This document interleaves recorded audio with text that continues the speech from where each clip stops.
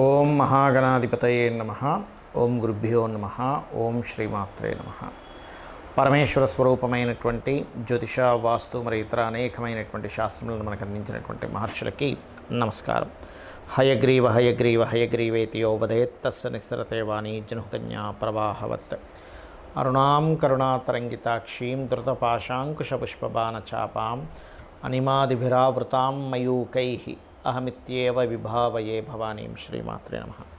ప్రేక్షకులకి ఆ లలితాంబిక అమ్మవారి యొక్క అనుగ్రహం పరిపూర్ణంగా కలగాలని మనస్ఫూర్తి కోరుకుంటూ మనం ఈరోజు ఆగస్టు మాసంలో ద్వాదశ లగ్నాల వారికి మరియు రాసుల వారికి ఏ విధంగా ఉండబోతుంది, ఎటువంటి విషయాల పట్ల మీరు జాగ్రత్త వహించాలి, మరియు ఏ దేవతారాధన చేసుకోవాలి, ఏ విషయాల్లో బాగా కలిసి వస్తుంది అనేటువంటి విషయాలు చెప్తుంది నేనైనప్పటికీ కూడా చెప్పేసిన సాక్షాత్ లలిత అమ్మవారిగా భావిస్తూ, ముందుగా అసలు గ్రహస్థితి ఎలా ఉంది. మనకి శని బుధుడు ఇద్దరు వక్రించి ఉన్నారు. ఈ యొక్క బుధుడు ఆగస్టు 11కి వక్రత్యాగం అయిపోతుంది, కానీ శని మాత్రం ఇంకో 4.5 నెలలు వక్రగతిలోనే ఉంటారు, 4 నెలల పాటు. అలాగే రాహు కుంభంలోని, వక్రించిన శని మీనంలోని, అదేవిధంగా గురువు శుక్రుడు మిథున రాశుల్లో, రవి దాదాపుగా ఈ కర్కాటకంలో 17వ తేదీ వరకు ఉండి 17వ తేదీ నుంచి కర్కాటక నుంచి సింహంలోకి మారుతాడు. బుధుడు కర్కాటకంలో ఉండి ఇందాక నేను చెప్పినట్టుగా వక్రించి ఉన్నాడు. బుధుడు 11వ తేదీ వరకు వక్రించి ఉండి 11 తర్వాత స్ట్రైట్ అవుతాడు. అంటే వక్రించి ఉన్నప్పుడు తన ఓన్ హౌస్ మీద తన యొక్క ఎఫెక్ట్ పడుతుంది. కన్యా మనకి సింహంలో కేతు ఉన్నాడు. ఇక ఈ చంద్రుడు కనుక చూసుకుంటే 1వ తేదీ నుంచి కనుక చూసుకుంటే తులారాశి నుంచి మరలా ఒక 12 రాశులు తిరుగుతాడు ఈ నెల, తులారాశి నుంచి మొదలుపెట్టి. సో ఈ యొక్క గ్రహస్థితిని అనుసరించి ఎవరెవరికి ఎలా ఉంటుంది అనేటువంటి విషయాలు మనం ఇప్పుడు తెలుసుకుందాం. సింహలగ్నము, సింహరాశి. సింహం వారికి ఇంతకాలం లగ్నంలో కుజుడు ఉండి ఇప్పుడు మారాడు.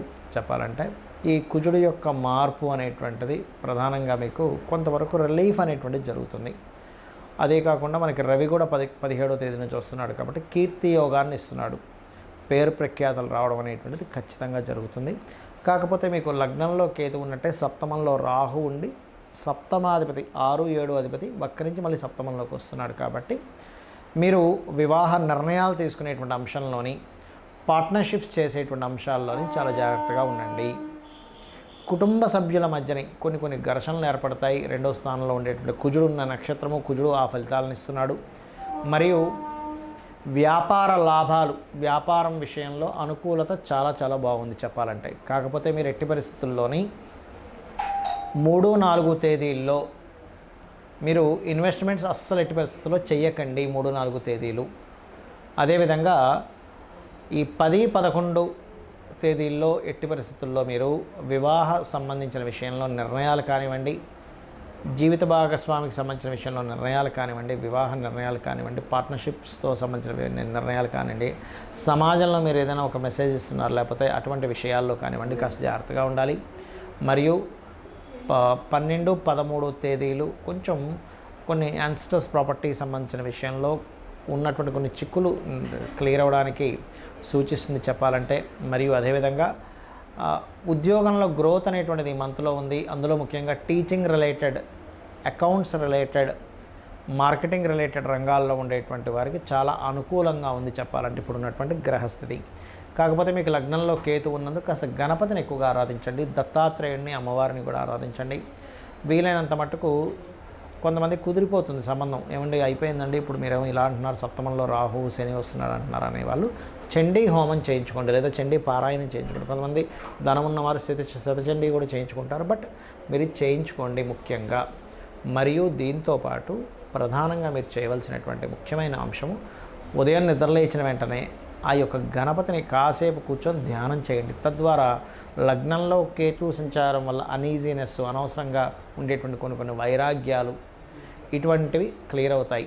ఎందుకంటే రవి తల భాగానికి, ఈ బాడీ పార్ట్లో కొంత కుడి కన్నుకి ఇలా చెప్తూ ఉంటారు, వాటి కారకుడు. కాబట్టి అటువంటివి ఏవైనా అనారోగ్య సమస్యలు ఉన్నా కూడా క్లియర్ అవ్వడం అనేటువంటిది జరుగుతుంది. జాతక చక్రాన్ని చాలామంది కేవలం గోచార ఫలితాలు మాత్రమే రూల్ చేస్తాయి అనుకుంటారు. గోచార ఫలితాలు కొంతవరకు రూల్ చేస్తాయి. మిగతా నవగ్రహాలు, ఇక్కడ చాలామందికి ఏంటంటే అపోహ, ఏమంటే శనే బాధనిస్తాడు అనుకుంటారు. కాదండి, ప్రతి గ్రహము కూడా మనకి చక్కగా మంచి పని చేసి పెడుతుంది. ఇబ్బంది ఇస్తుంది. అంటే ఎలాగా ఇబ్బంది అంటే తన స్వయంగా తన ఇష్టం వచ్చినట్టుగా ఇవ్వడం కాదు, మన కర్మ పూర్వజన్మలో చేసుకున్నటువంటి కర్మ ఆధారంగా ఆ యొక్క ఫలితాలు జరుగుతూ ఉంటాయి, గుర్తుపెట్టుకోండి. అయితే ఇక్కడ మీరు గమనించినట్లయితే చూసుకోండి, మనకి నవగ్రహాలు రవి నుంచి కేతువు వరకు ఆ ఉన్న కండిషన్ బట్టి, అంటే ఉదాహరణకి మీరు లైఫ్లో ఎప్పుడు బాగా డిప్రెస్గా ఉంటున్నారు, ఎదగలేకపోతున్నారు అంటే మొట్టమొదటిగా మీ లగ్నాధిపతి ఎవరో గుర్తించండి. లగ్నాధిపతి ఎవరో ఆ యొక్క అధిష్టాన దేవతకి దీపారాధన చేసుకోవడము, లేకపోతే 12 లగ్నాల్లో ఏ లగ్నమైందో ఆ గ్రహానికి దీపారాధన చేస్తే ఖచ్చితంగా మీరు పేరు ప్రఖ్యాతులు సంపాదిస్తారు. దాంతోపాటు రవిగ్రహం ఎలా ఉందో చెక్ చేసుకోవాలి. మీకు మీరుగానే చూసేసుకోవచ్చు. ఇది మనమేమి దాని గురించి ఒక పెద్ద లక్షలు వేలు ఖర్చు పెట్టాల్సిన అవసరం లేదు. మీకు మీరుగానే నెట్లో కొడితే మీ లగ్నం ఏంటంటే డేట్ ఆఫ్ బర్త్ టైం కొడితే మీ లగ్నం వచ్చేస్తుంది. మీది పలానా లగ్నము, మీ లగ్నానికి అధిపతి దాని వస్తుంది. అంటే ఇప్పుడు మీకు తెలియదు అనుకోండి, ఉదాహరణకి మేషము అనుకోండి, మేషానికి వృశ్చికానికి కుజుడు, కుజగ్రహం దగ్గర, వృషభానికి తులాకి శుక్రుడు, బుధుడు, మిథునానికి కన్యకి బుధుడు, కర్కాటకానికి చంద్రుడు, సింహానికి రవి, ధనుర్మీన లగ్నాలకి గురువు, రాసైన లగ్నమైన గురువు అవుతాడు. మకరము మరియు కుంభానికి శని. దీంతోపాటు లగ్నంలో ఒకవేళ రాహు కానీ కేతు కానీ ఉంటే వాటికి కూడా చేసుకోవచ్చు. లగ్నంలో ఏదైనా గ్రహం ఉంటే ఆ గ్రహ ఆరాధన, ఆ గ్రహానికి దీపం పెట్టుకుంటే కూడా మీరు లైఫ్లో ఎదుగుతారు. అదేవిధంగా మీ ధనాధిపతి ఎవరు, ఎంతసేపు ఎల్నాడు శని వచ్చిందండి, కాల్సప యోగం ఉందని అందుకే నేను ధనం సంపాదించట్లేదు కాదు, మీకు లక్ష్మీ యోగాలు, ధనయోగాలు ఎంత ఉన్నాయి, ఏ మార్గంలో వెళ్తే మీరు చక్కగా ధనాన్ని సంపాదించి మీ యొక్క జీవితాన్ని ఉద్ధరించుకోగలుగుతారు, పేరు ప్రఖ్యాతులు తెచ్చుకోగలుగుతారు అనేది మీ ధనాధిపతి, పంచమాధిపతి, భాగ్యాధిపతి, లాభాధిపతి, దశమాధిపతి వీటిని చూసుకోవాలి. అంటే వీటిల్లో మీకు ఎలా ఉంది అంటే వ్యాపారంలో బాగుందా లేకపోతే ఉద్యోగంలో బాగుందా అని చెక్ చేసుకోవాలి. అదేవిధంగా మీరు మీ యొక్క జన్మజాతకంలో ఒక్కొక్కసారి చూడండి, అన్నదమ్ములు సహకరించారు, లేకపోతే మీరు చేసే ఏ ప్రయత్నమైనా ఫెయిల్ అవుతూ ఉంటుంది. అప్పుడు 3వ అధిపతిని అసలు మీ జన్మజాతకంలో అసలు గృహయోగం ఉందా లేదో చెక్ చేసుకోవాలి. చాలామంది తెలియక గృహయోగం లేనటువంటి వారు బలవంతంగా ఏదో స్థలాన్ని తీసుకున్నప్పుడు వాళ్ళు డౌన్ఫాల్ అవుతూ ఉంటారు. అలా లేనప్పుడు మీ జీవిత భాగస్వామి లేదా మీ పిల్లల పేర్ల మీద కొనుక్కోవాలి. వెహికల్ కొనుక్కున్నా దాని ఎఫెక్ట్ చూపిస్తూ ఉంటుంది, గుర్తుపెట్టుకోండి. ఒక యోగం ఎప్పుడుంది, ఎప్పుడు తీసుకోవాలనేది ఒక ఎత్తు అయితే ఉంటే కనుక అందులో ఏ ఫేసింగ్ తీసుకోవాలి, ఫేసింగ్ ఈజ్ మోస్ట్ ఇంపార్టెంట్. ఇక్కడ 4 ఉండేటువంటి ఈస్ట్ వెస్ట్ నార్త్ సౌత్ 4 మంచివే, కానీ మీకు ఏది పనికి వస్తుంది ఈజ్ మోస్ట్ ఇంపార్టెంట్. అదేవిధంగా సంతాన అభివృద్ధికి ఏం చేయాలి, మీకు వివాహ సంబంధించిన సమయాలు ఎప్పుడు కరెక్ట్గా ఉన్నాయి, ఎప్పుడు సరైన సమయాలు కదా తెలుసుకొని వివాహం చేయాలి. ఊరికే పాయింట్లు కలిసాయి ముహూర్తాలు పెట్టేసుకుందాం ఇవి కాదండి, గుర్తుపెట్టుకోండి. అలాగే ఆకస్మిక సంఘటనలు మీ లైఫ్లో ఏమైనా ఉన్నాయా, మీ అష్టమాధిపతి చెప్తాడు. అష్టమాధిపతి ఎంత పాడైతే ఆకస్మిక సంఘటనలు ఎక్కువ జరుగుతుంటాయి వాళ్ళ లైఫ్లో.